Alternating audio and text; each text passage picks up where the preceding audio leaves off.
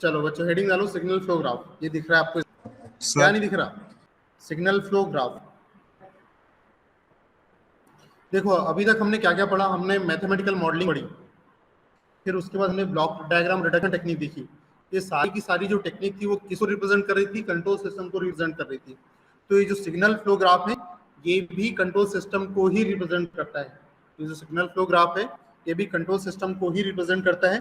लेकिन हो क्या रहा था, जो ब्लॉक डायग्राम रिडक्शन टेक्निक थी वो बहुत ज्यादा टाइम कंज्यूम कर रही थी।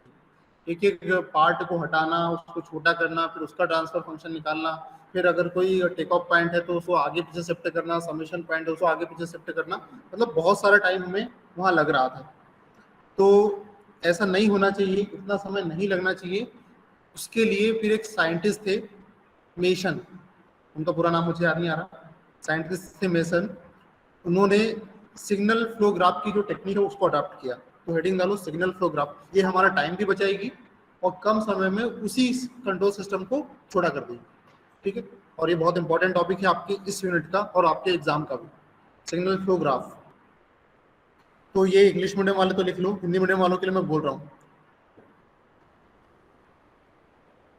Signal flow graph number 1 point लिखो। Signal flow graph control system का, signal flow graph control system का ग्राफिकल रिप्रेजेंटेशन है। Signal flow graph control system का, signal flow graph control system का ग्राफिकल रिप्रेजेंटेशन है।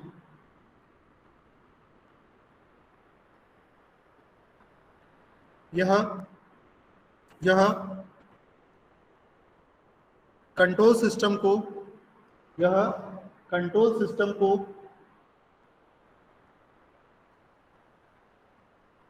बहुत इजी तरीके से, बहुत इजी तरीके से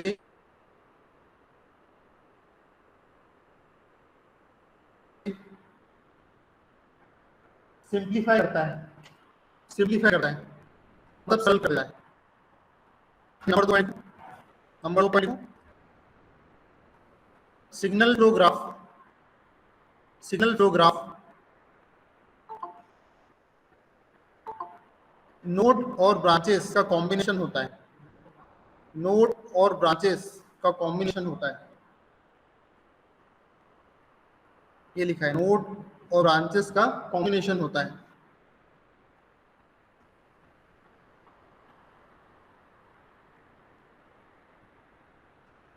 नोड, तीसरा पॉइंट लिखो, नोड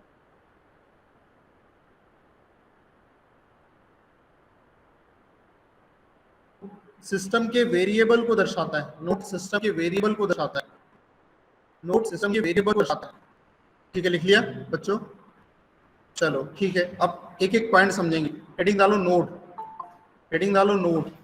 इंग्लिश मीडियम वाले तो ये पूरा एज इट इज कॉपी कर लेना आपने। अब मैं हिंदी मीडियम के लिए समझा रहा हूँ, इंग्लिश मीडियम के लिए भी समझा रहा हूँ। देखो देखो नोड क्या होता है बच्चों, नोड क्या होता है? देखो जितने भी इनकमिंग सिग्नल होंगे, जितने भी इनकमिंग सिग्नल होंगे, node represent the system variable. मैंने क्या बताया था, नोड क्या होता है? सिस्टम वेरिएबल को रिप्रेजेंट करता है। जो नोड होता है वो सिस्टम वेरिएबल को रिप्रेजेंट करता है। और node value is equal to all the incoming signal. Node value कितनी, जितने भी इनकमिंग सिग्नल आएंगे, जिस भी पॉइंट पे इनकमिंग सिग्नल आ रहे हैं हम बोलेंगे कि ये नोड है।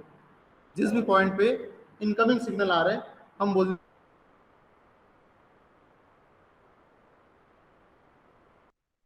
कि वो नोड है।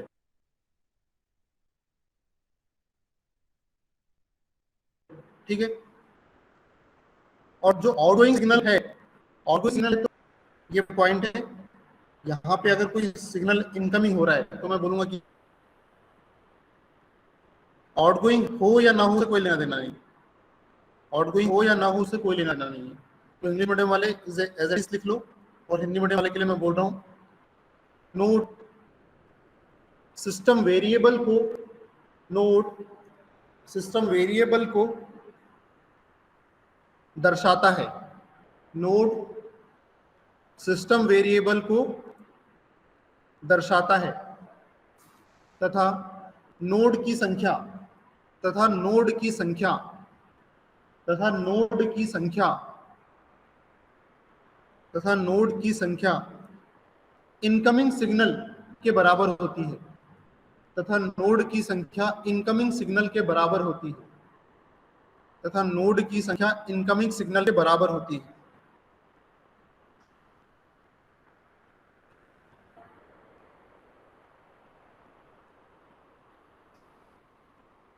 ठीक है, नोड की संख्या इनकमिंग सिग्नल के बराबर होती है। देखो जरा एक एग्जांपल समझाता हूं आपको मैं।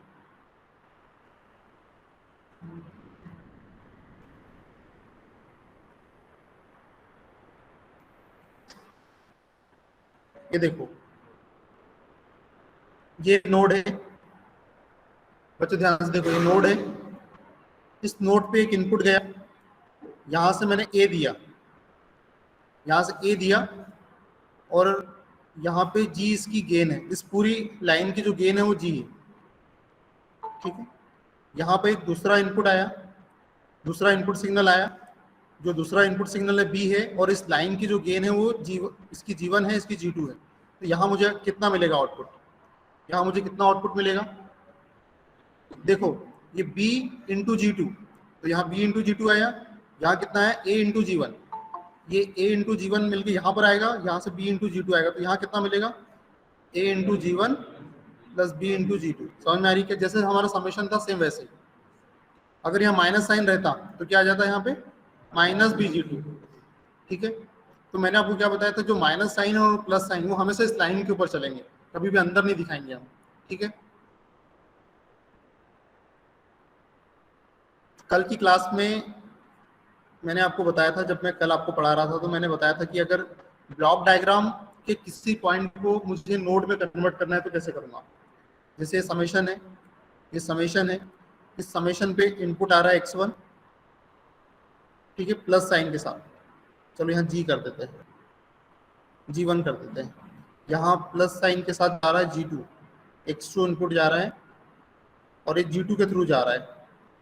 ठीक है, ये g2 के थ्रू जा रहा है, पर हमारे इसमें g1 g2 को ब्लॉक डायग्राम में हम ऐसे रिप्रेजेंट नहीं कर रहे थे, एक ब्लॉक के थ्रू रिप्रेजेंट कर रहे थे। यहाँ g1, यहाँ g2,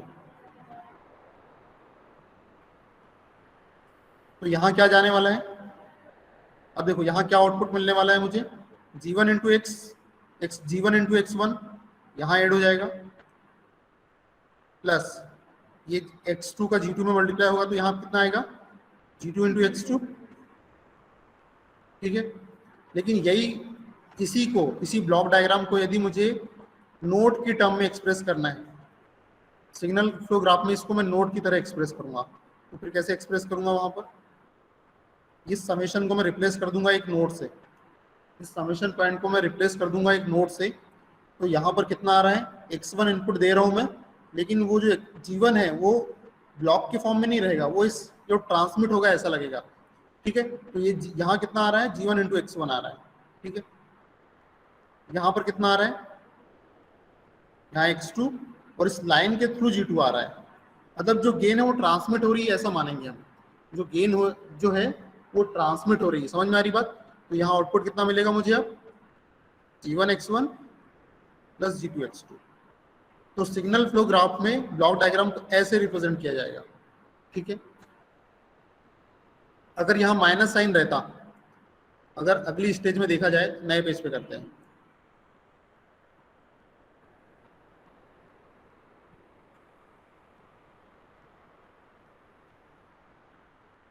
ठीक है, देखो अगर यहाँ माइनस साइन होता, यहाँ पर यहाँ अगर माइनस साइन होता तो क्या होता है, यहाँ पर ये सिग्नल फ्लो ग्राफ में माइनस जी टू जाता, फिर सिग्नल फ्लो ग्राफ में क्या होता, माइनस जी टू जाता। तो माइनस जैसे यहाँ पे क्या हो जाता, फिर यहाँ पे भी minus G two X two हो जाता, क्योंकि ये g2 x2 का g2 में मल्टीप्लाई होगा, तो g2 x2 माइनस साइन के साथ तो यहाँ माइनस आ जाता। क्लियर है क्या? ठीक है, अब देखो, अब मुझे एक बात बताना बच्चों, इसी डायग्राम को फिर से बनाते हैं। तो मैंने समेशन को किससे रिप्लेस कर दिया, नोड से। अगर यहाँ पर एक पॉइंट और होता, यहाँ पर एक पॉइंट और होता, यहाँ पर एक पॉइंट और होता, तो उसके लिए क्या मैं अलग से नोड बनाता क्या बच्चों, बताना मुझे। अगर एक पॉइंट और यहाँ पे होता तो उसके लिए मैं क्या अलग से नोड बनाता क्या, क्यों नहीं बनाता? हाँ, क्योंकि देखो ये समेशन क्या दे रहा है मुझे, ये चीज दे रहा है, ये समेशन क्या दे रहा है मुझे, ये वाली टर्म दे रहा है। अगर मैं यहां से कोई पॉइंट लूंगा तो भी तो मुझे उतना ही मिलने वाला है, क्योंकि इस पूरी लाइन पे तो एक जैसे ही आउटपुट मिल रहा है। तो अगर मैं यहाँ कोई टेक ऑफ पॉइंट लगाता हूँ तो वो भी तो मुझे उतने ही देने वाला है, इसलिए अलग से समेशन, अलग से नोड बनाने की जरूरत नहीं। या इसी को नोड से रिप्लेस कर दो, ये नोड बना दिया, इस नोड पे ही हम x1, ये g ऊपर आ जाएगा, x2, g2 ऊपर आ जाएगा, और ये जो अलग से नोड है वो सीधे यहाँ से जोड़ दो कि नोड हमें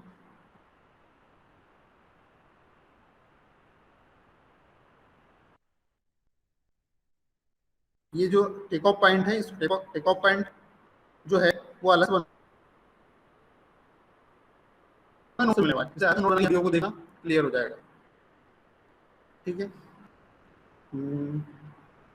ठीक है, वापस से आ जाओ यहाँ पर।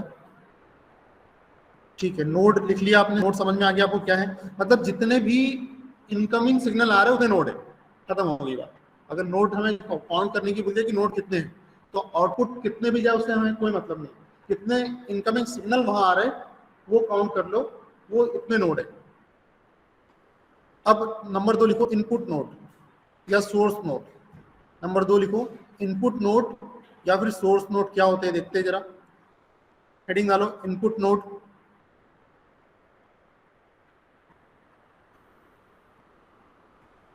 इनपुट नोड, हेडिंग डालो इनपुट नोड।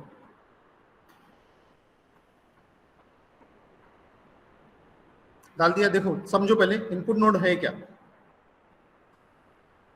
ऐसा नोड, ऐसा नोड जहां से केवल सिग्नल जा रहा है, ऐसा नोड जहां से सिग्नल जा रहा है वो इनपुट नोड है। जहां से हमारा इनपुट जा रहा है वो सारे के सारे, जहां से आउटपुट जा रहा है वो सारे के सारे इनपुट नोड हो जाएंगे। जैसे यहाँ पर देखो, यहाँ पर देखो क्या हो रहा है, ये मेरा यहाँ पर क्या हो रहा है, इस नोड पे तो मेरा जा भी रहा है आ भी रहा है, तो इसको मतलब इसका मतलब ये इनपुट नोड नहीं हो सकता।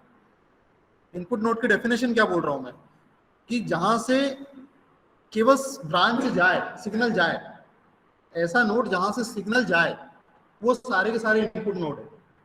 लेकिन यहाँ ये नोड इनपुट है क्या, क्योंकि यहाँ सिग्नल जा रहा है और आ भी रहा है, इसका मतलब ये इनपुट नोड नहीं है।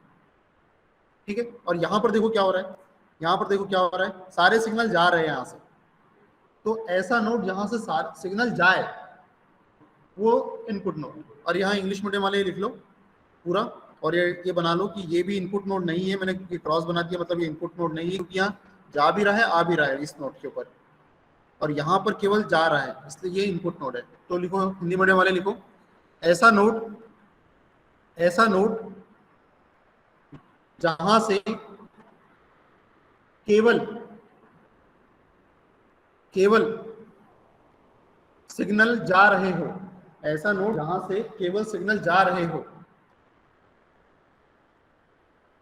अर्थात आउटगोइंग, अर्थात आउटगोइंग सिग्नल्स, अर्थात आउटगोइंग सिग्नल, ऐसे नोड को, ऐसे नोड को इनपुट नोड या सोर्स नोड कहा जाता है। ऐसे नोड को इनपुट नोड या सोर्स नोड कहा जाता है।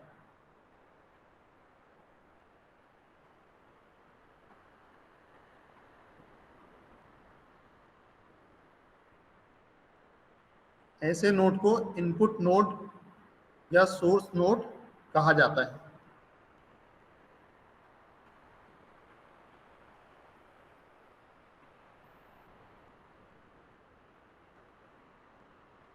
हो गया, देख लिया, ये डायग्राम बना लो और बोल दो कि ये this is not, this is not input node, यह इनपुट नोड नहीं है। हिंदी मीडियम वाले, यह इनपुट नोड नहीं है। क्यों नहीं है? बिकॉज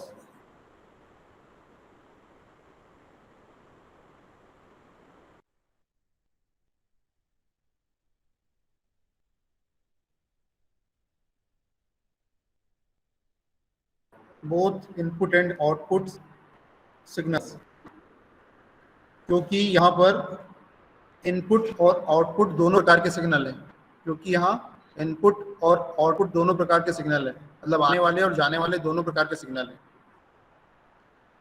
यह यह इनपुट नोड है, यहाँ पर लिखना यह इनपुट नोड है, यह इनपुट नोड है, क्योंकि क्योंकि यहाँ पर सिग्नल केवल आउटगोइंग नेचर के हैं। यह इनपुट नोड है क्योंकि यहाँ पर सिग्नल केवल आउटगोइंग नेचर के हैं।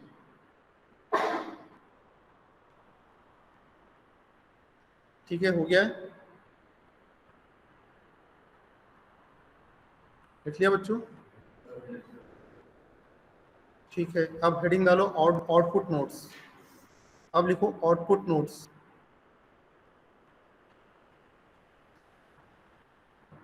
या सिंक नोड, सिंक है, SINK सिंक। आउटपुट नोड या फिर इन्हें सिंक नोड भी कहा जाता है। ऐसे नोड जहां पर सिग्नल केवल आ रहे हैं, इनकमिंग हो रहे हैं, ऐसे नोड क्या कहलाएंगे? आउटपुट नोड कहलाएंगे। ऐसे नोड आउटपुट नोड, जैसे यहां पर देखो, जैसे यहां पर देखो,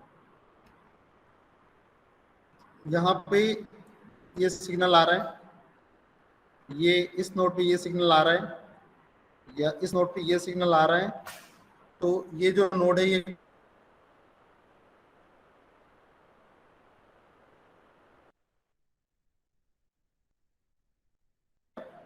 ये आउटपुट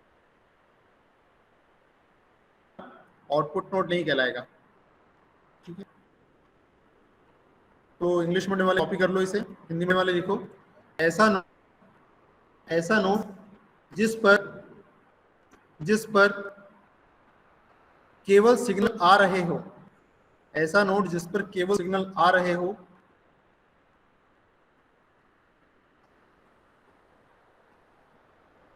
आउटपुट नोड या सिंक नोड कहलाता है।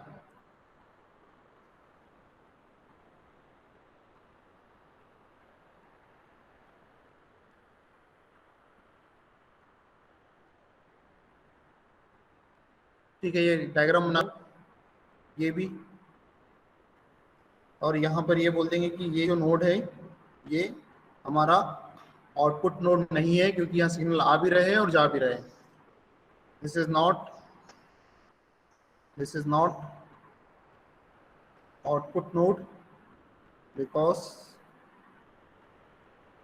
here incoming and outgoing both types of signals.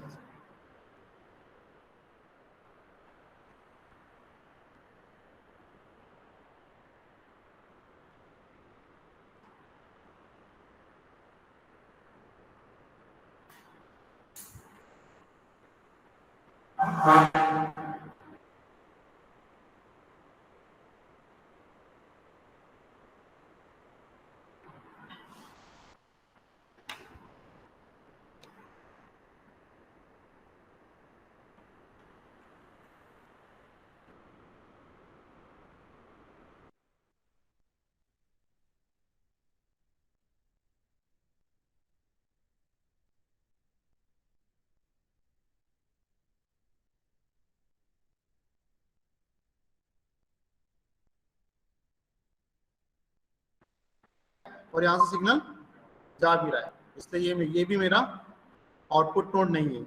उल्टा है इसमें, डेफी नाम के अंदर उल्टा चल रहा है ना? इनपुट नोड मतलब सिग्नल आना चाहिए लेकिन वहां जा रहे हैं, ये आउटपुट नोड सिग्नल जाना चाहिए लेकिन आने वाले। तो ठीक है, क्या कर सकते हैं, क्योंकि ये जो ये साइंटिस्ट मेसन ने जैसा बनाया वैसे ही पढ़ना है अपने को, है ना? क्योंकि उन्हीं की कृपा है जो ये बहुत कम समय में वो सॉल्व हो जाता है कंट्रोल सिस्टम। तो देखो कैसे करते हो। ठीक है, अब हेडिंग डालो फॉरवर्ड पाथ। हेडिंग डालिए फॉरवर्ड पाथ।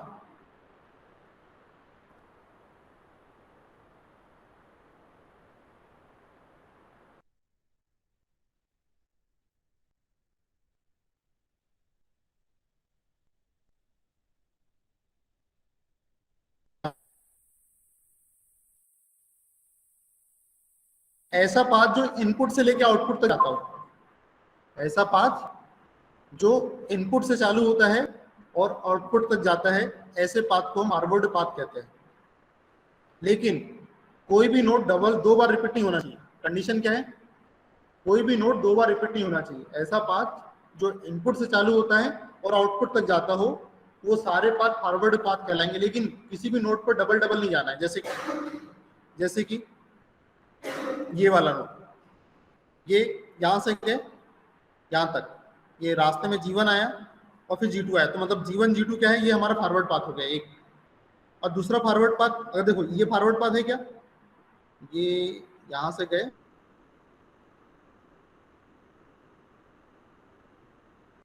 ये इधर आए, इधर आए, इधर आए, इधर आए, लेकिन फिर से वही नोड से आ गया, मतलब और वापस आए, तो ये फॉरवर्ड पाथ नहीं है, क्योंकि यहाँ नोड रिपीट हो गया। नोड रिपीट नहीं होना चाहिए, नोड रिपीट नहीं होना चाहिए। ठीक है, तो लिखो, हिंदी मीडियम वाले कॉपी करो as it is, Hindi medium वाले लिखो, हेडिंग डाल दो फॉरवर्ड पाथ और लो, इनपुट और आउटपुट, इनपुट और आउटपुट के मध्य का वह पाथ जिसमें नोड रिपीट न होते हो, इनपुट और आउटपुट के मध्य का वह पाथ जिसमें नोड रिपीट नहीं होते हो, जिसमें नोड रिपीट नहीं होते हैं, फॉरवर्ड पाथ कहलाता है। ऑनलाइन आवाज आ रही है यस सर। बच्चों?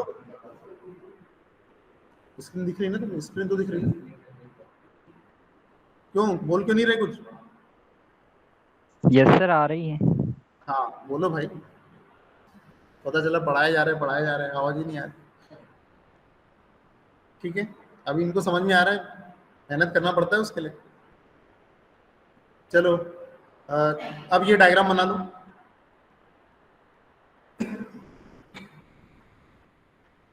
ये दोनों डायग्राम बना लेना, एक तो ये वाला डायग्राम, इसमें फॉरवर्ड पाथ देखो कौन सा है, ये देखो यार, ये इनपुट मान लो, ये इनपुट है, ये आउटपुट है।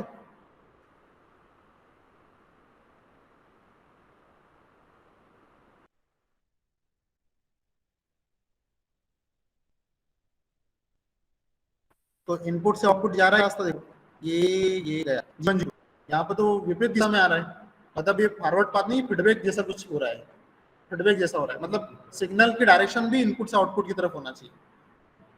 तो यहाँ पर ये इसकी ये तीर की डायरेक्शन ही हमारे अपोजिट है, इसलिए ये हमारा पाथ ही नहीं रहेगा। यहाँ पर देखो, यहाँ पर तो ये G1 G2 ही रहेगा यहाँ भी, क्योंकि यहाँ पे अगर मैं G1 H1 और G2 ऐसा बोलूँ तो गलत हो जाएगा, क्योंकि यहाँ पे दो बार नोड रिपीट हो जाएगा ऐसे में। तो मेरा फॉरवर्ड पाथ G1 G2 यहाँ पे। ठीक है, हो गया बच्चों? बढ़े आगे, इतना टाइम अपने पास, अपना 2 लेक्चर है ना आज भी, लंच के बाद, हाँ उसमें अटेंडेंस नहीं। ठीक है बच्चों, हेडिंग डालो लूप, हेडिंग डालिए लूप। लूप समझो, लूप क्या है बच्चों? ऐसा पाथ जो जहां से चालू होता है वहीं खत्म हो जाए। लूप क्या है? ऐसा पाथ जो जहां से स्टार्ट हो रहा है वहीं जाके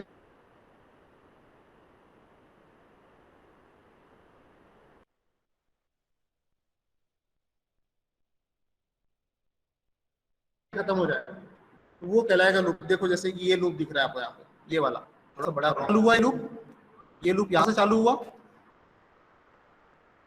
और ये डायरेक्शन भी मैच होना चाहिए उसके साथ साथ, और यहीं पे खत्म हो गया, तो ये लूप है। तो लूप को कैसे डिफाइन करेंगे? ऐसा पाथ जो जिसका ओरिजिनेट मतलब ओरिजिन पॉइंट और टर्मिनेशन पॉइंट दोनों एक ही हो। तो लिखो ऐसा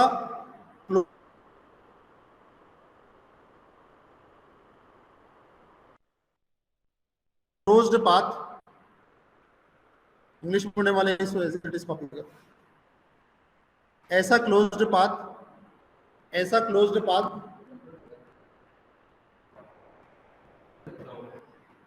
हो गया।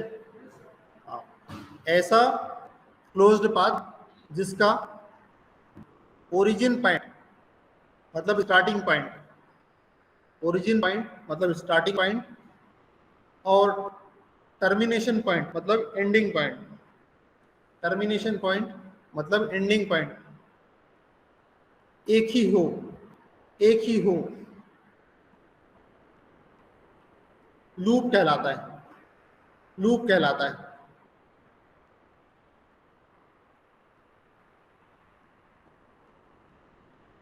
और ये डायग्राम बना लो।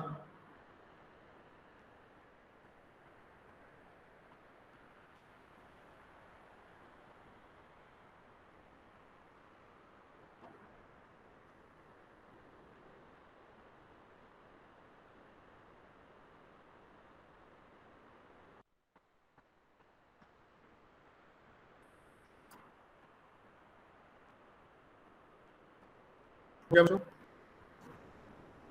ठीक है, हमको safe loop, safe loop.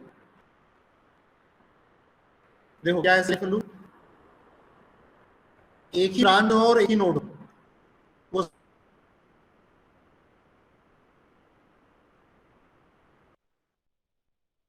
Self loop है। देखो बात करूंगा, तो ये क्या है? लूप है H1, ये H1 है, लूप है, इसमें एक ही नोड है और एक ही ब्रांच है। ठीक है, ऐसा लूप लिखो, सेल्फ लूप इंग्लिश में वाले एज इट इज कॉपी करो और हिंदी में लिखो। ऐसा लूप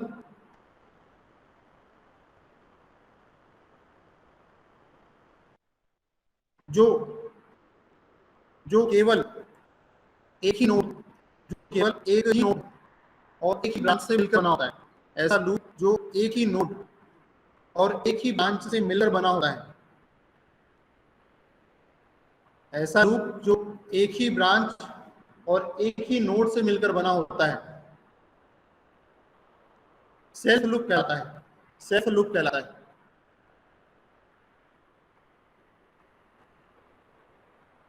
सेल्फ लूप कहलाता है। समझ में आया सेल्फ लूप क्या है? ये देखो एक ही नोड है और ब्रांच भी एक ही, तो ये सेल्फ लूप हो गया। और जितने भी दूसरे लूप होते हैं वो सारे के सारे फीडबैक लूप कहलाते हैं। और लिख लो other loop called feedback loop, और उसके नीचे लिखो इसके अलावा जितने भी लूप होते हैं, इसके अलावा जितने भी लूप होते हैं, इसके अलावा जितने भी लूप होते हैं, सभी सभी फीडबैक लूप कहलाते हैं। इसके अलावा जितने भी लूप होते हैं सभी फीडबैक लूप कहलाते हैं। ठीक है, अब लिखो non touching loop. Non touching loop heading डालो बच्चों, non touching loop, non touching loop, non touching loop.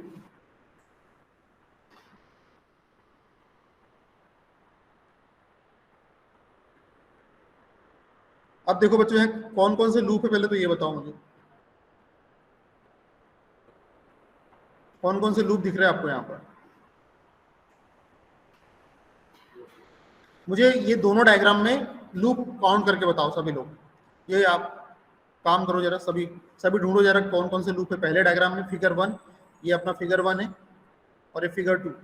दोनों फिगर में देखो कितने लूप है, बताओ मुझे कैलकुलेट करके कि सर इसमें ये है और इसमें ये है। वैसे सामने ही है क्या वो? चलो, इतने जल्दी ध्यान नहीं दिया वो किसी ने।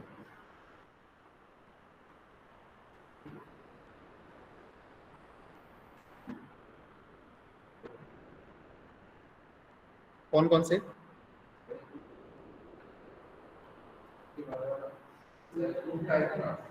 देखो, चलो देखो बच्चों, देखो इधर फिगर 1 में एक तो ये लूप दिख रहा है, ये देखो यहाँ मेरा येलो पेन चल रहा है, ये एक लूप है G1H1,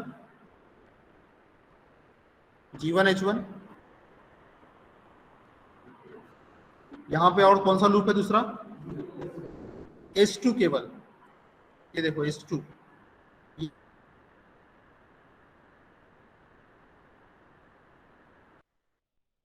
ये H2 लूप है दूसरा, G1H1 और H2, यहाँ पर ये दो लूप है।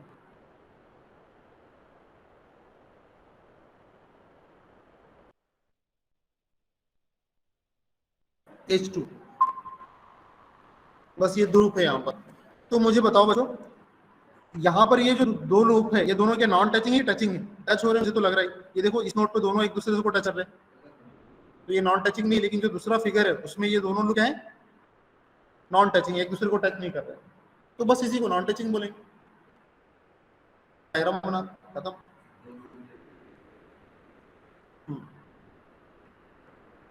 ये डायग्राम बना लो, ये नॉट नॉन टचिंग और ये दोनों नॉन टचिंग। इंग्लिश मीडियम वाले जैसे कि वैसे लिख लो, और हिंदी मीडियम वाले लिखो। ऐसे लूप, ऐसे लूप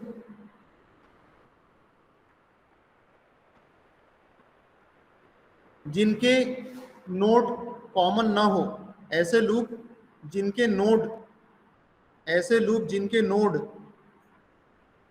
ऐसे लूप जिनके नोड कॉमन ना हो, कॉमन ना हो, ऐसे लूप जिनके नोड कॉमन ना हो, नॉन टचिंग लूप कहलाते हैं।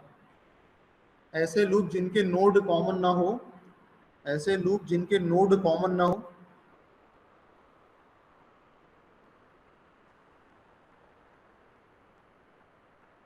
Non touching loop, non touching loop कहलाते हैं।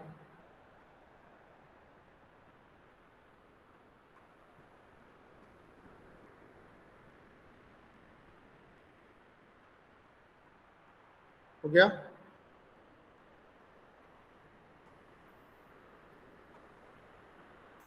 हाँ बोलो। अच्छा हुआ नहीं क्या अभी? बना।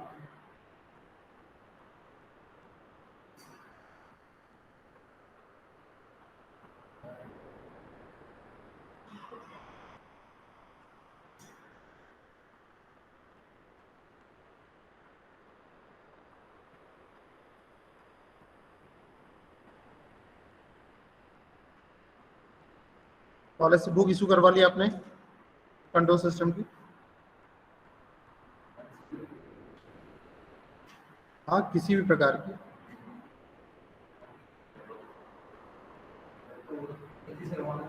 नहीं मिली? इलेक्ट्रॉनिक सेक्शन में देखना। नहीं, इलेक्ट्रॉनिक सेक्शन में देखना बोल रहा हूँ, कंट्रोल सिस्टम। हाँ वहां मिल जाएगी।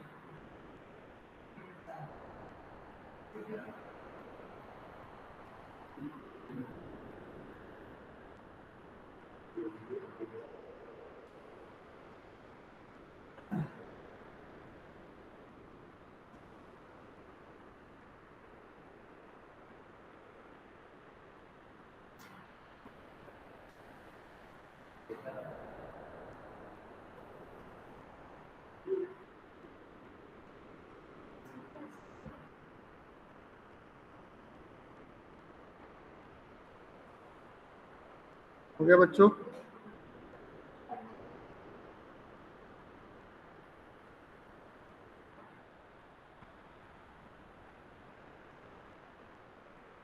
चलो एक होमवर्क दे रहा हूँ मैं आपको। आपको बताना है कि इसमें कौन सा लूप है, कौन सा फॉरवर्ड पाथ है, ये सब निकाल के बताना है। करो जरा साथ साथ में।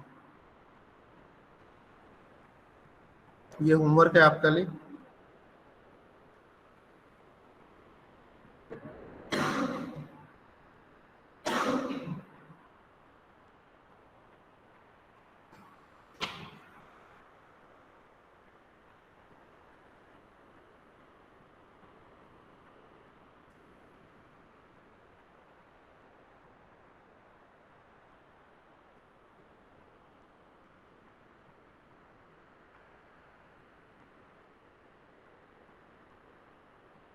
ये जो नंबरिंग कर रहा हूँ मैं, ये नोट को शो कर रहा है, वैसे नोट शो नहीं करते, बस वो ऐसे ही कर रहा हूँ। फर्स्ट टाइम आपको क्वेश्चन दे रहा हूँ इसलिए।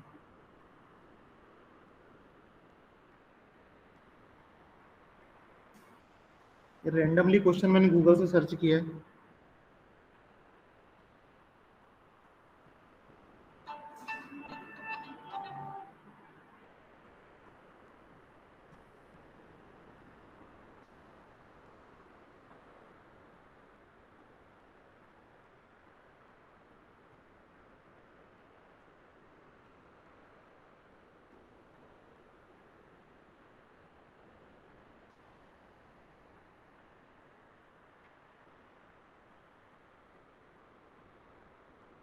ठीक है, ये इनपुट टर्मिनल है, ये आउटपुट है। इसमें पहला फाइंड आउट करना है कि कौन से फॉरवर्ड पाथ है। फॉरवर्ड पाथ पता करना है आपको, नंबर ऑफ लूप पता करना है, नंबर ऑफ लूप, तीसरा number of non touching loop, number of non touching loop.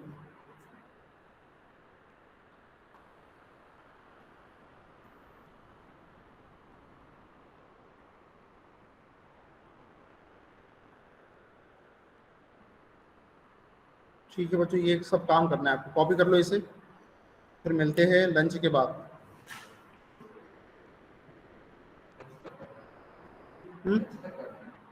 हाँ, लंच तक करना है, वो तो अभी हो गया होगा।